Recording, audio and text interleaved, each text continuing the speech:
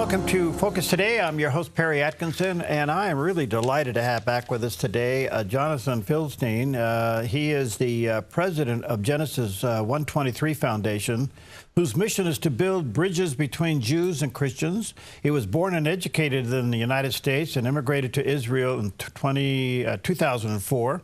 His two sons and his son-in-law are currently serving in the IDF. He's the host of the Inspiration from Zion podcast and the author of the book entitled Israel, the Miracle. And he's working with Christian leaders all over the world to realize the true peace in Gaza, and details of which can be found in solutionsforpeaceingaza.com. And there's a picture of the cover of the book. And again, check out the website solutionsforpeaceingaza.com or genesis123.co. All right. Jonathan, good to see you again, friend. How are you? Harry, it's great to be with you. I thought I was going to be on the previous segment. It sounded like an intervention for me as a hoarder. Well, listen, I can get you pills for that. Okay. My door's shut. Don't tell my wife. Okay. Thank you for your time. Good to see you again. Wow, so much to talk to you about. You just did an interesting op-ed piece entitled Auschwitz Diplomacy. What are you trying to communicate here? Look, I'm feeling, not just me, many Israelis are feeling very, very alone. And this is not getting political. This is just not to diminish the actual genuine support that has existed in the last year from the Biden administration. But I feel like it's sort of like a two-step, one step forward, two steps back. And a lot of the lack of support that's coming from world governments, that's coming from people all around the world, that's seen in protests that are not simply pro-Palestinian for sure. They're anti-Israel, anti-Semitic, and even genocidal. We're feeling very alone. And that's despite the incredible support from Christians all over the world. And I don't like to use an Auschwitz or Holocaust analogy lightly in any way, but I feel like those, especially now, especially this week, as everyone's talking about, is Israel going to attack Iran? Should Israel attack Iran? Are we allowed to attack the Iranian nuclear sites that we know are being built in order to kill all of us? Or do we need to put our own handcuffs on and hold back from that? I feel like the people who are pushing that kind of narrative are not only empowering the terrorists in Iran and their proxies all over the world, but are people who would have had the same intelligence 85 years ago and not blown up the train tracks leading to Auschwitz, where 1 million Jews were gassed and burned to death. So I'm just feeling that this kind of needs to be put out there for a serious conversation fast, because I do know this about extremist Islam. When they say they're going to kill you, they mean it, and that's not negotiable. Do you think, Jonathan, that Israel and its citizens understand that the lack of support from this administration is not a reflection of most Americans? I don't. It's a very good question, and the honest answer is I don't. I think most Israelis don't get into the nitty-gritty between the East Coast and the West Coast and where the actual genuine, sincere support is for Israel. And don't understand that. And that's one of the reasons, and I'm grateful that you mentioned in terms of my work at the Genesis 123 Foundation, because it's not only important for building bridges with Christians to have meaningful relationships and engage here in Israel. It's important for Israelis to understand more and more the nature of that support. And I'm trying, and I know other people are trying, but by and large, no, I think that most Israelis don't understand the nuance of American politics and just look at the administration, fill in the blank, as representing the United States. I did see a poll out of Israel the other day, and I don't know if this is accurate, but it showed that 54% support Trump and 24% support Harris. That's some kind of an indication, isn't it? Yeah, definitely is an indication of the overall feelings that Trump. Look, when Trump was president, he did incredible things. He wasn't perfect vis-a-vis Israel by any stretch, but he did incredible, unprecedented, historic things, and Israelis remember that. And Harris is coming on the heels, part of an administration that is the second successive Democratic administration that's not only emboldened the terrorists, but given billions of dollars and then telling us telling us to hold back, to take the win 6 months ago when they fired 300 missiles and drones at us and are handicapping how we might choose to respond. If it were up to me, the nuclear targets should be the very first targets, because those, in fact, are the ones that have the genocidal potential. But no, Israelis, if Israelis were voting as a state, electoral votes would go to Trump, but I don't think most Israelis really know the nuance of what Americans are thinking. There's a part of this, Jonathan, I can't get my head around because it seems to be so obvious, but yet it doesn't connect. You guys are fighting for your survival. Yes. You've got a war that you still kind of have to clean up there in Gaza. You now have discovered the same kind of facilities and impact there with Hezbollah in Lebanon, and with the possibility of a planned October 7th repeat. And then you got the head of the snake, Iran, and then you got these Houthis over there lobbing things around. It seems to be something is, I can't get my head around, that is so obvious that you're under attack by people that want to kill you.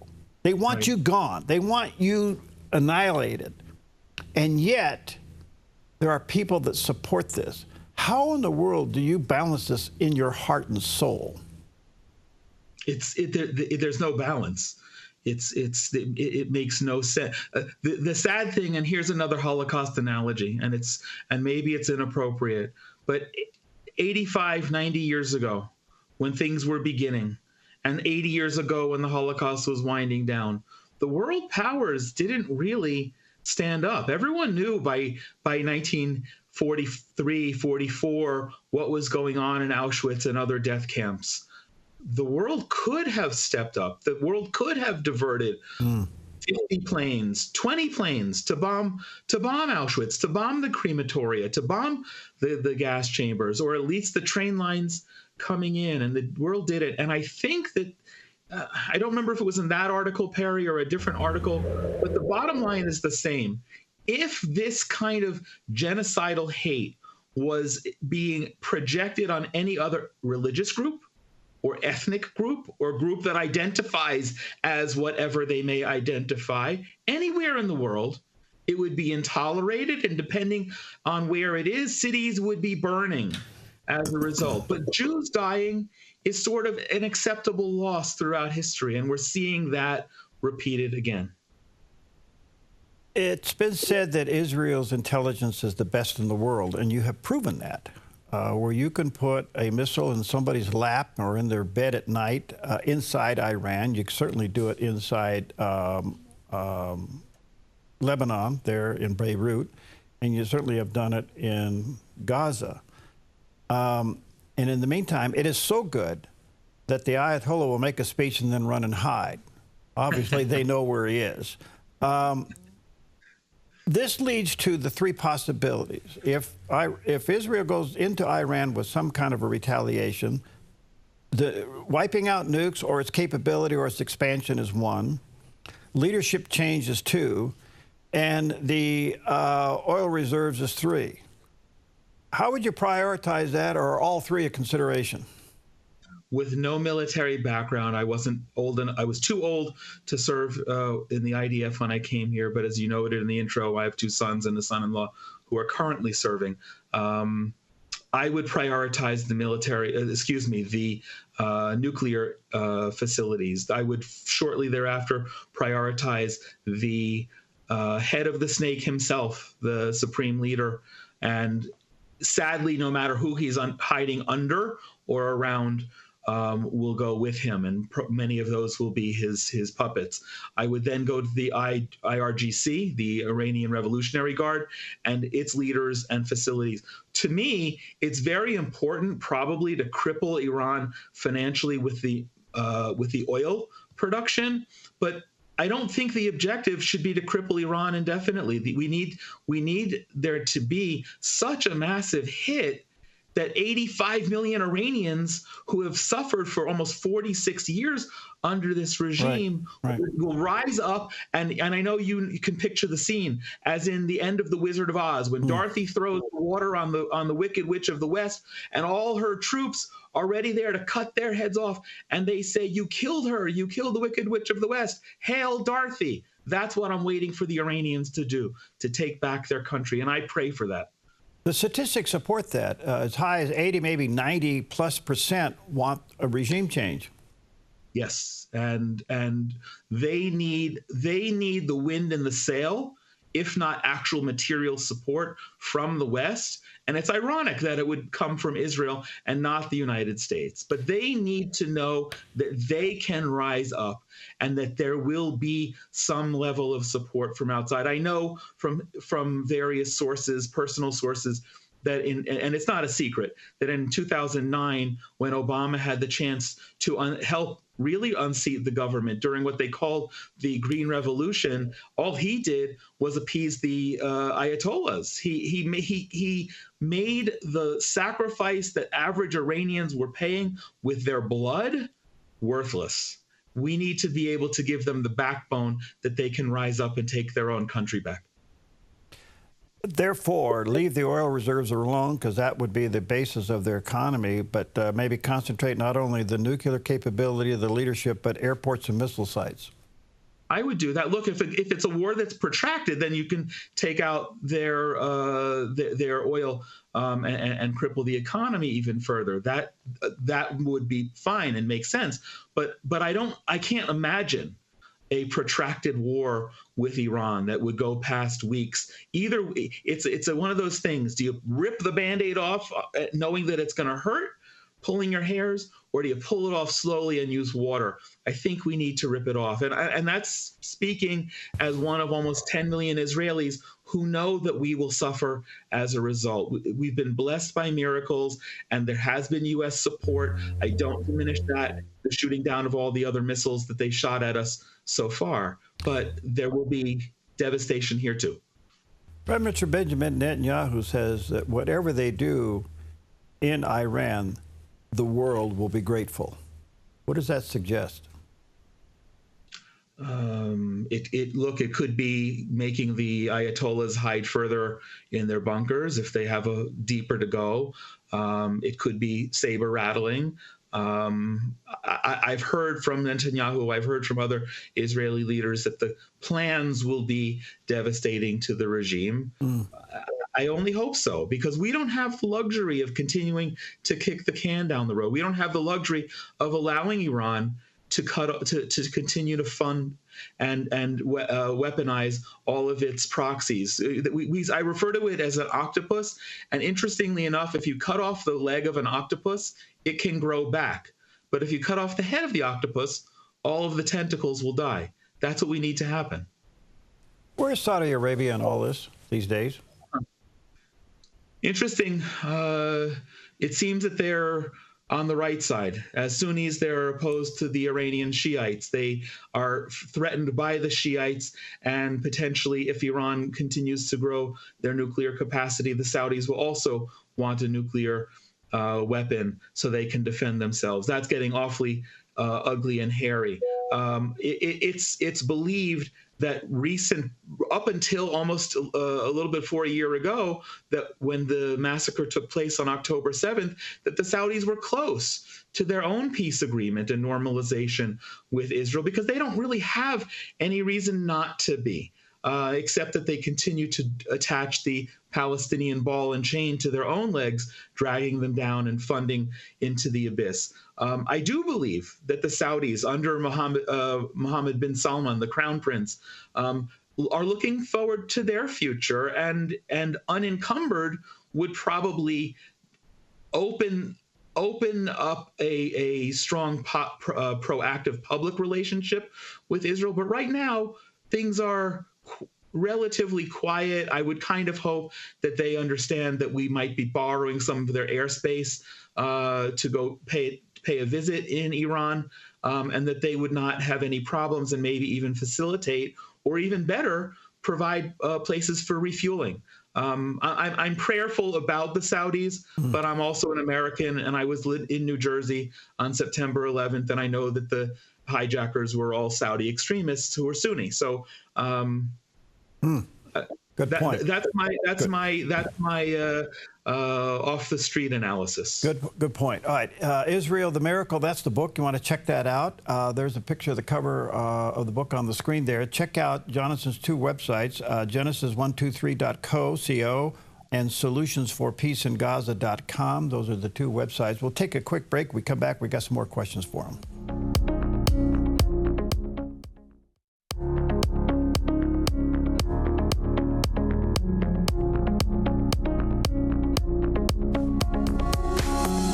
Okay, welcome back. It's so honored to have back with us Jonathan Feldstein. He's the president of Genesis 123 Foundation. He has a new book out called Israel the Miracle. There's a picture of the cover of the book and a couple of websites. You can go to genesis123.co or solutionsforpeaceingaza.com. So, Jonathan, a couple of housekeeping questions. Where can they get the book? The book at israelthemiracle.com, and I would love to have your viewers take advantage of this in time for Christmas and use the Jonathan 10 discount code to take 10% off as my gift. Okay, thank you. And what time is it there? Where are you? I'm in Israel, in my home in the Judean Mountains. It's 6:19 in the evening, so almost dinner time. Am I taking you from your falafel?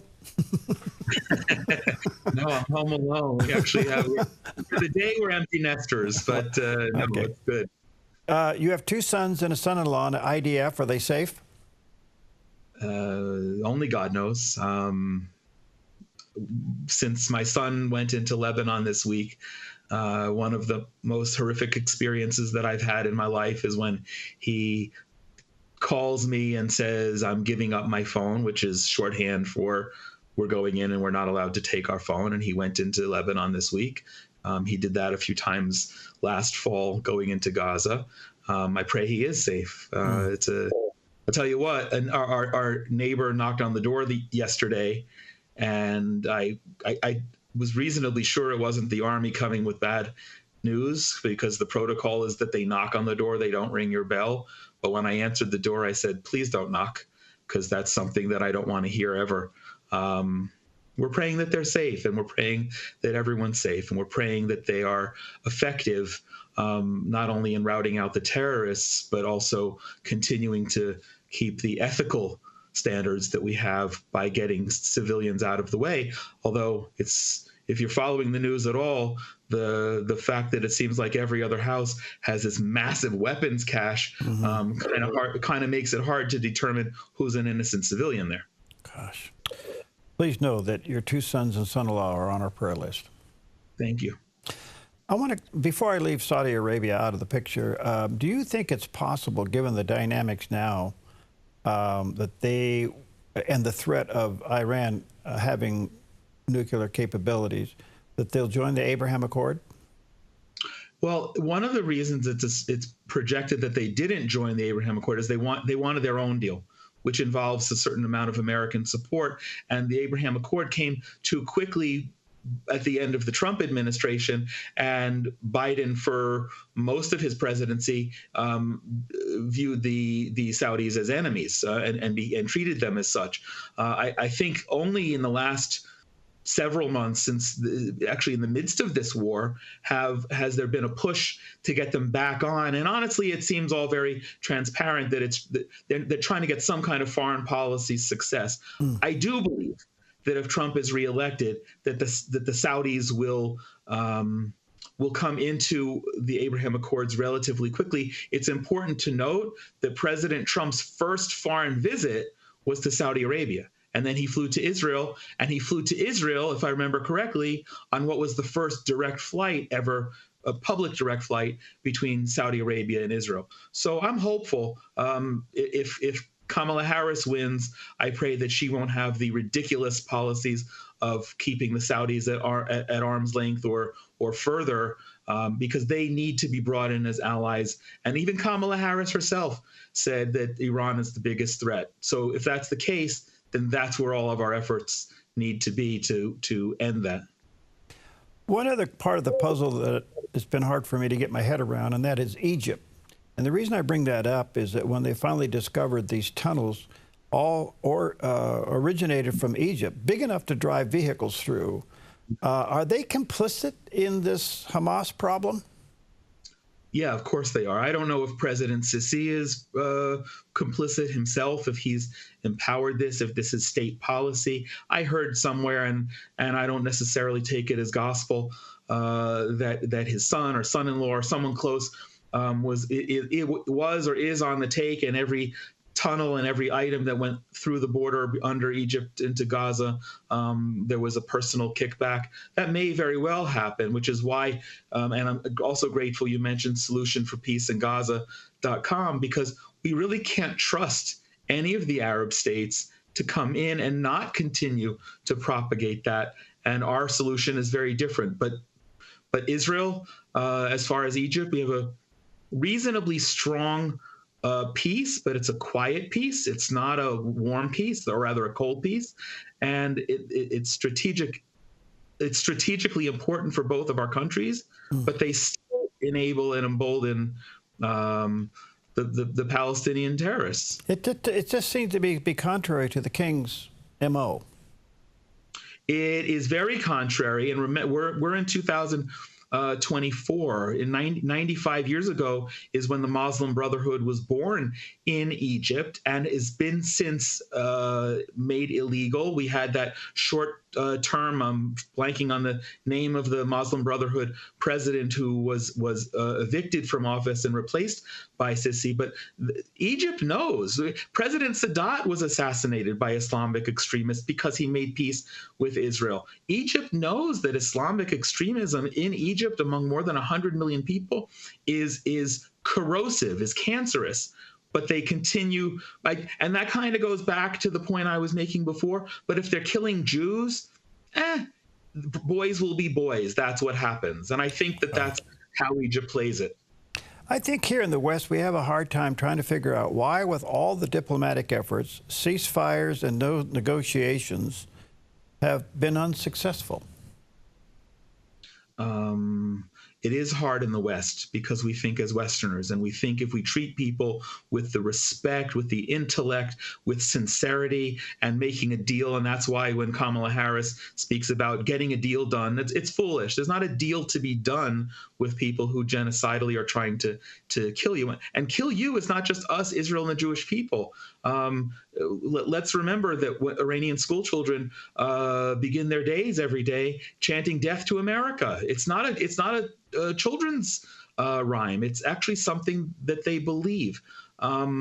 It's hard for Westerners to understand that. We had a brief experience of it on and following September 11th in America, but here we live it day to day, and people just need to realize there is good and evil, there is black and white, and these Islamic extremists just represent evil. It's demonic, and they need to be resisted at every place possible, from every administration in the world that cares about its own future. Before October 7th, there was a lot of unrest in Israel, political stuff, much like we've seen here. A lot of it had to do with your judicial system, and yes. Prime Minister Benjamin Netanyahu was kind of on the ropes there. October 7th happens, which he admits that it was a surprise to the IDF and to him. He takes responsibility for it. But now he's leading this resistance at an amazing level, and it looks like his approval ratings are going up. Are they strong? they're consistent. I wouldn't say that they're strong. I think the polls it may be within the margin of error, but any given poll is showing that maybe he and his Likud party or another party would come out on top, and then they would have to negotiate how to form a government.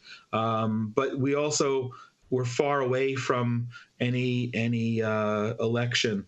I think that most Israelis who didn't want him to be prime minister before October 7th last year still don't. I'm among them. And that's also not to say I don't think he's been one of our greatest prime ministers. He has been, but I think his time has passed. And nevertheless, I appreciate having someone in the driver's seat who knows how to manage the car. I wouldn't want to have a novice in there right now. But Israelis are torn. That would be my next question. Is he executing the war with higher approval? He's executing the war with higher approval, but we have a tremendous conflict. I just had a friend over here for a business meeting who said his answer would be to go to Gaza and find out where Sinwar is and blow him up, and any hostages who are around him they don't have to be killed, but that's a acceptable loss. And we have 101 human beings, many of whom are dead, and we know that, but who are still being held hostage. And the movement to get the hostages brought home is also become conflated with anti-government protests, which I don't like. I think it's a mistake. I don't know how to fight these two wars, destroying Hamas and bringing home the hostages. And I would not want to be him. I give Prime Minister Netanyahu so much credibility for his endurance, for his ability to communicate rationally, even if he's wrong some of the time. I think on that level, he's doing an extraordinary job. And I think a lot more Israelis recognize that than actually even want him to continue to be prime minister. Former President Ronald Reagan said, if you're going to change horses in the middle of the stream, at least get on one going in the same direction.